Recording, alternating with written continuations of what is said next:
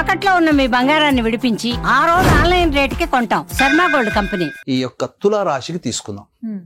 తులారాశికి గ్రహణ ప్రభావం వల్ల తులారాశిలో పుట్టినటువంటి వ్యక్తులకు ఏం చెప్పబడి ఉంది? మధ్యస్థమైనటువంటి ఫలితాలు అని చెప్పబడి ఉంది. అయితే వాస్తవంలో గనక చూసుకున్నట్లయితే మేష లగ్నము, వృషభ లగ్నము, కన్యా లగ్నము, ధనుర్లగ్నంలో పుట్టిన వ్యక్తి తులారాశిలో జన్మించినట్లయితే, ఆ వ్యక్తి తులారాశికి చెందిన వాడైతే మధ్యస్థమ ఫలితాలు అన్నాను కదా, ఇంకొక 25% యాడ్ చేసుకోవచ్చు. 75% శుభ ఫలితాలు పొందుతాడు. ఇదే తులారాశిలో జన్మించినటువంటి వ్యక్తి మిథున లగ్నము, అలాగే ఇంతకుముందు చెప్పినట్టుగా మేష, వృషభ, కన్య, ధనుర్లగ్నంలో అన్నాను కదా, 100% వేసుకోవచ్చమ్మా, అందులో సందేహమే లేదు. 75 కాదు. ఇక మిథునము, సింహము, తుల, మకర లగ్నాలలో పుట్టి తులారాశిలో గనక జన్మిస్తే మధ్యస్థమ ఫలితాలు అన్నాం కదా, మధ్యస్థమానికి ఇంకొక 25 యాడ్ చేసుకోవచ్చు. 75% శుభ ఫలితాలు పొందుతాడు. కానీ ఇదే తులారాశిలో జన్మించిన వ్యక్తి కర్కాటకము, వృశ్చికము, కుంభ, మీన లగ్నాలలో గనక జన్మిస్తే 25% మాత్రమే శుభ ఫలితాలు పొందుతాడు. ఇప్పుడు చెప్పండి, ఈ తులారాశి వారికి అందరికీ ఒకే రకమైన ఫలితాలు ఉంటున్నాయా? ఉండవు. అలాగే ధనుర్లగ్నంలో చూద్దాం.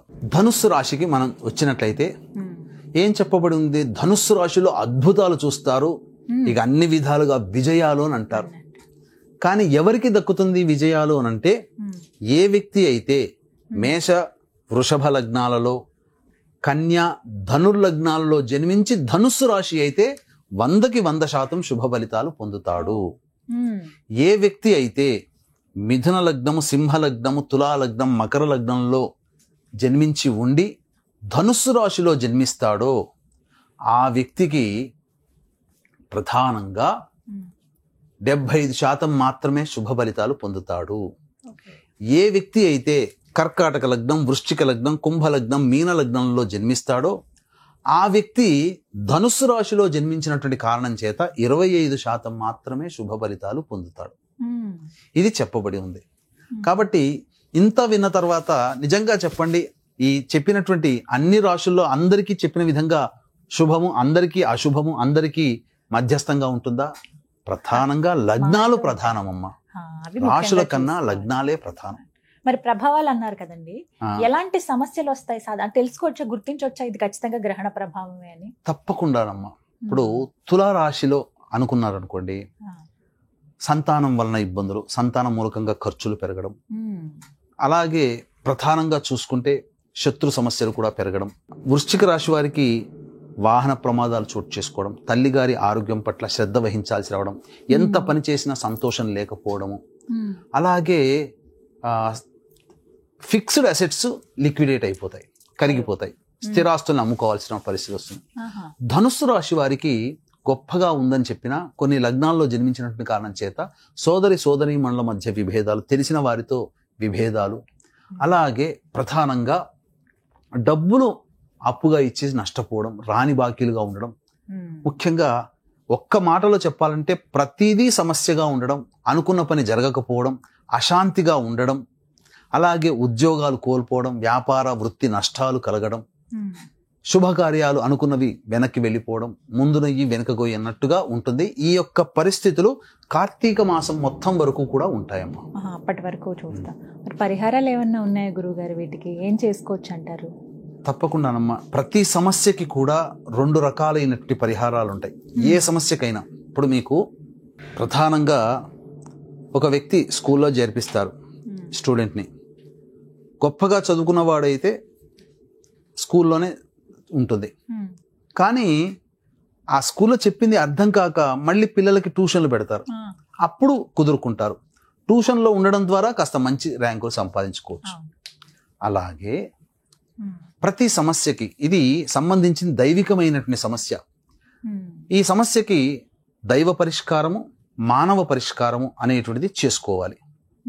ముందుగా ఈ దైవ పరిష్కారం గనక చూసుకున్నట్లయితే, ఏర్పడుతున్నటువంటి గ్రహణం ఏర్పడుతున్నటువంటి నక్షత్రం పూర్వభాద్ర నక్షత్రం 8వ తారీఖు రాత్రి 10 గంటల వరకు ఉన్నటువంటి కారణం చేత మన పీఠమాధ్వర్యంలో ఈ యొక్క చెప్పబడినటువంటి సోకాల్డ్ మిథున, కర్కాటక, సింహ, తుల, మకర, కుంభ, మీన రాశుల్లో జన్మించినటువంటి వాళ్ళకి సంబంధించి కొన్ని దోష నివారణ పూజలు, హోమాలు అనేటువంటి, గ్రహణ దోష నివారణ పూజలు, హోమాలు అనేటువంటివి చేయించడం జరుగుతుంది. నా వ్యక్తిగత అభిప్రాయంలో 12 రాశుల్లో జన్మించిన వాళ్ళు చేసుకోవాల్సిందేనమ్మా. ఈ కార్యక్రమంలో, గ్రహణ దోష నివారణ కార్యక్రమంలో నమోదు చేసుకోవడం ద్వారా శక్తిపాతము చేయబడినటువంటి కరుంగలి మాల ఇవ్వడం జరుగుతుంది. సాయంత్రం 6 గంటలకు ప్రారంభమవుతుంది.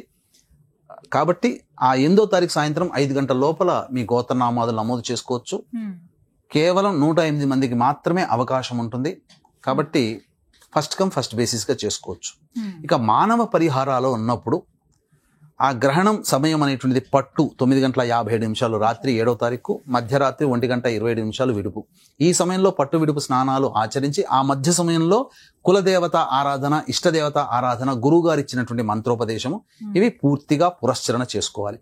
ఉదయాన్నే లేచి కాలకృత్యాదులు తీర్చుకున్న తర్వాత ముఖ్యంగా ఒక మట్టి పాత్ర కానీ, కాంస్య పాత్ర కానీ, ఇత్తడి పాత్ర కానీ సంపాదించుకొని అందులో వెండి చంద్రబింబము, సూర్యబింబము, నాగబింబము వేసి అవి మునిగిపోయేంతగా ఆవు నెయ్యి వేసి, తదనంతరం కిలోంబావు బియ్యము, కిలోంబావు మినుములు, అలాగే కొన్ని నల్ల నువ్వులు మరియు శ్వేత వస్త్రం, బ్రాహ్మడు కట్టుకునే వస్త్రం, ఇవి ఒక చాటలో వేసి దానిపైన విస్తరాకు వేసి, ఆ విస్తరాకు మీద ఈ యొక్క పాత్ర అనగా ఆవు నెయ్యి బింబములతో కూడుకున్నటువంటి పాత్ర పెట్టి బ్రాహ్మణుని దగ్గరికి వెళ్ళైనా కానీ లేదా బ్రాహ్మణుని ఇంటికి పిలిపించుకొనైనా కానీ సంకల్పం చెప్పుకొని తదనంతరం బింబ దర్శనం చేసుకోవాలి.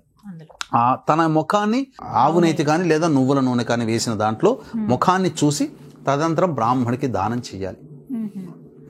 ఒకవేళ బ్రాహ్మడికి దానం తీసుకోలేని పక్షంలో దేవాలయంలో దీపారాధనకి వాడవచ్చు. ఎక్కడైనా కానీ ఆ పాత్రలో ఒత్తివేసి దీపారాధన చేయవచ్చు. ఇక ఈ సంబంధించినటువంటి వెండి బింబము, సర్పబింబము, వెండి చంద్ర సూర్య సర్పబింబాలని బ్రాహ్మడికి ధాన్యంతో సహా దక్షిణ ఇచ్చి దానం చేయడం, స్వయం పాకము కూడా బ్రాహ్మడికి దానం చేయాలి. ఈ విధంగా చేస్తే సంపూర్ణముగా గ్రహణ దోష నివారణ జరుగుతుంది. అలాగే అవకాశం ఉంటే మంత్ర పరిహారంలో భాగంగా 8వ తారీఖు రోజున మన పీఠమాధ్వర్యంలో జరిగేటువంటి కార్యక్రమంలో నమోదు చేసుకోవచ్చు. లేదా మీ చుట్టుపక్కల ఎక్కడ ఈ కార్యక్రమాలు జరిగితే ఈ గ్రహణ దోష నివారణ కార్యక్రమంలో మీరు పాల్గొనవచ్చు. చక్కగా వివరించారు గురుగారు, ధన్యవాదాలండి. సర్వం శ్రీ ఉమామహేశ్వర పరబ్రహ్మార్పణమస్తు.